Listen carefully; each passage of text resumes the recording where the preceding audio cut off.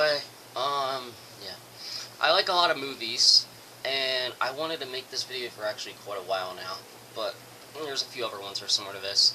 This is going to be my top 10 favorite films of all. A few of them in the lower numbers was a little harder to choose from, but I mean, I pretty much just did this at a whim, and definitely the more top I have is definitely definitive. And, I also really like anime and James Bond, and those two are going to have to be two separate categories on its own for two different videos.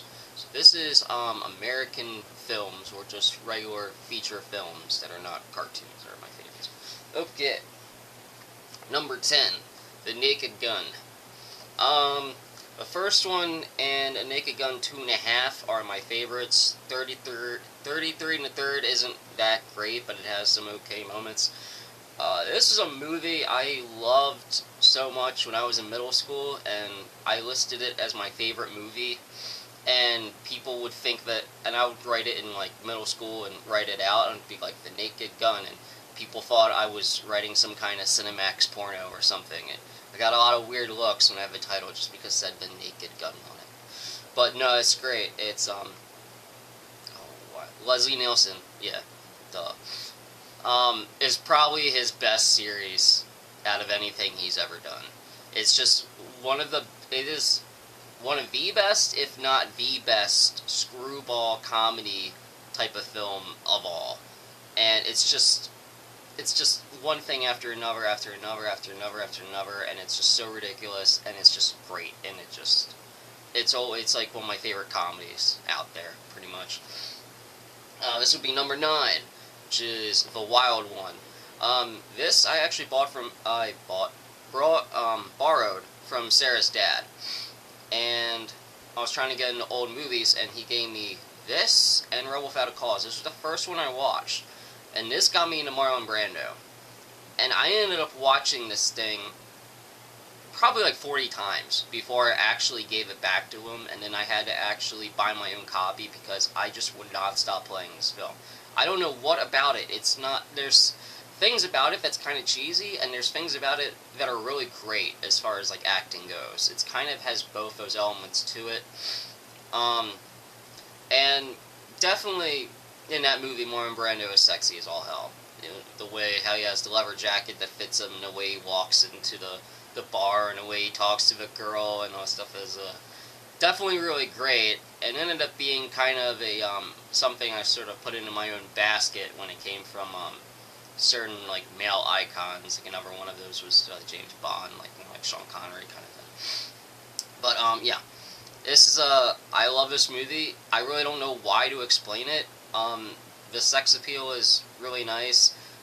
Some of the acting moments are really great. I love how it's in black and white. If this was in color, I wouldn't like it so much. I don't think this is a movie that should be Technicolor at all. It should stay as black and white film, and I think it's kind of a really good, it's interesting 50s piece because of all the dialogue and everything that's done at the time, and just sort of getting inside this character of this person that's this rebellious person, but, you know, in a sense, kind of doesn't really know why he's doing it.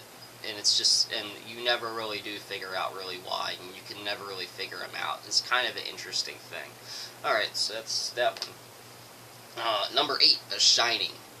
Alright, it's definitely my favorite horror film of all time. There's never been anything that hardly came close to being my favorite. There's other horror films that I like a lot, which is the first Halloween, the original Hills Have Eyes. There's a few other ones too. But this is a great film. It's great in pretty much every single way. Jack Nicholson's a great actor. He's one of my other favorite actors, even though he's a really scary person.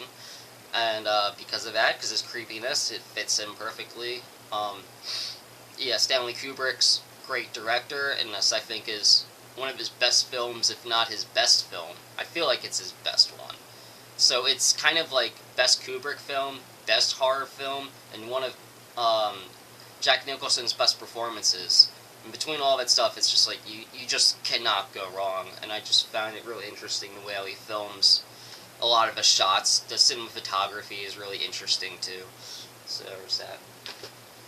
That's a 10, 90. Alright, this is number 10, 9, it's number 10, 9, 8. It's number 7. This is one of my other favorite comedies of all time, Ferris Bueller's Day Off. This ended up being one of my favorite movies because the character, Ferris Bueller, reminds me of my best friend Spencer when I was growing up. He looked a lot like him. His personality was almost identical, and I was very much like the Cameron Fry character, who was very sick all the time, extremely neurotic, extremely anxious, and the Ferris Bueller character was just like, come on, let's just go have this adventure. It's like, what, we're gonna get in trouble. No, but you only live once, just go. And that ended up being, just a really great thing as far as like my high school with my friendship with him, and how that friendship dynamic between Cameron and the main character too. It was almost identical, and it almost is kind of like a suicide prevention film, to where even though how depressed and how everything you gotta go, you just gotta be able to get out there and live. You gotta travel. You gotta see places. You gotta do something. You just have to do something. You have to just be out into the world. You have to just get yourself out into the world. It's just a great movie. 10. I keep forgetting my count. Alright, number 6. This is Lost in Translation. I love this film a whole lot. I love this film because, to me, this is a movie that shows normalness in life. Just a normalness of life. Even though this guy was sort of a celebrity to some extent, you just see, like, everything is behind the curtains in, like, a person's life, of just how it being so boring, so mundane, so just feeling like you're drifting, how you're just getting older, how time just keeps going, and trying to find some kind of meaning and philosophy in all of this kind of fogginess of a life. And that's why I just love it so much, because I just feel like it's a movie that's more like taking a normal camera into someone's life and it not really being a movie. And I just think it's just so great, like how it just does all that type of thing. And then with it being set in Japan, it was pretty cool too. And I like Bill Murray a lot also. 10, 9, 8. Alright, number 5, Teen Wolf. This isn't really exactly a major masterpiece or anything like that, but I love this movie for some reason. It's just a movie that always made me feel good every single time I watched it. I watched it like 50 million times. I was completely in love with the character Booth. Booth was like the exact girl that I would have always wanted when I was a kid. She was just like the girl that was next door, that loves you, that's real, and that's cute, and has like sort of like another sexual side underneath, this very like innocent girl like kind of mentality, or I mean not mentality, but this sort of like facade and stuff, and and then the character sort of being like an outsider. I mean, that's pretty much like just what I really loved about it.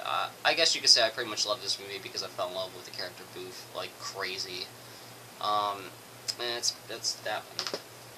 This is number 4, SLC Punk. This is a favorite movie that was my favorite movie when I was 20, and then even when afterwards, it's still my favorite movie because now the ending even makes sense. So it's still like, it's not like more like a period piece. It's something that it just keeps living with you as you're like an alternative person, especially if you've been into punk rock and you play that. It's just so much of it is just so great. It just really captures just all of that stuff. When I was like 20 years old, me and the people I knew was exactly like this, pretty much. It wasn't like getting into fights, but the idea of we're just not going to get a job, we're not going to do anything, we're just going to do a band because we had no future. It just really felt like you have no future because you're so dysfunctional, you're so different. You only have talent in music, and that's the only thing you have, and and that just ended up being a really big cornerstone movie for me. Number 3 is Taxi Driver.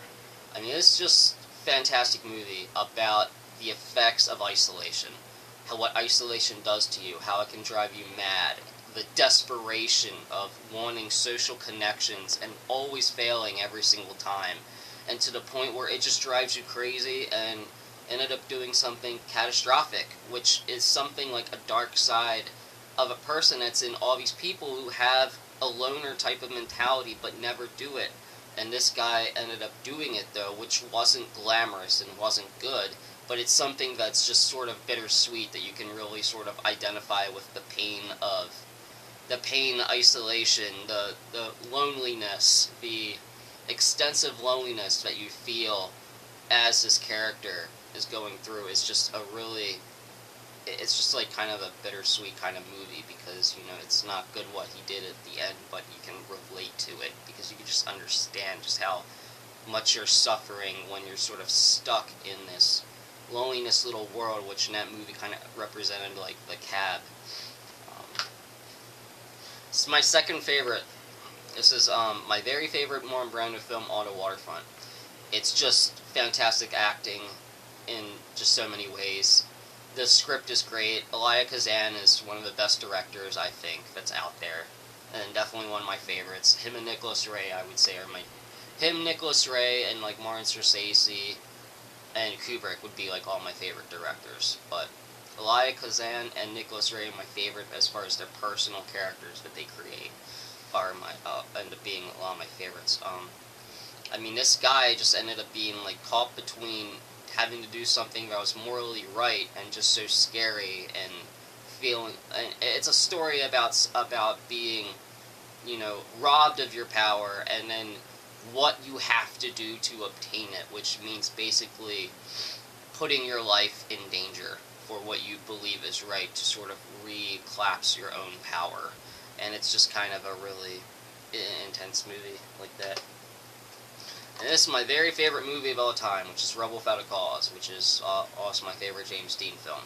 It's my favorite because I think it's just one of the best films ever created. And for me, the acting, the outsider feelings, the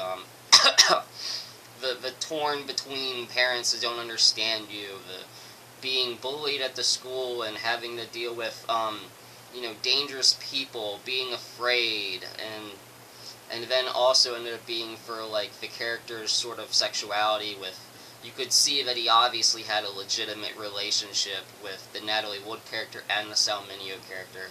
And that was kind of really a fascinating thing to sort of see how kind of kept going back and forth between each character in that kind of sense. And just, there's just so much stuff about this. It's just great.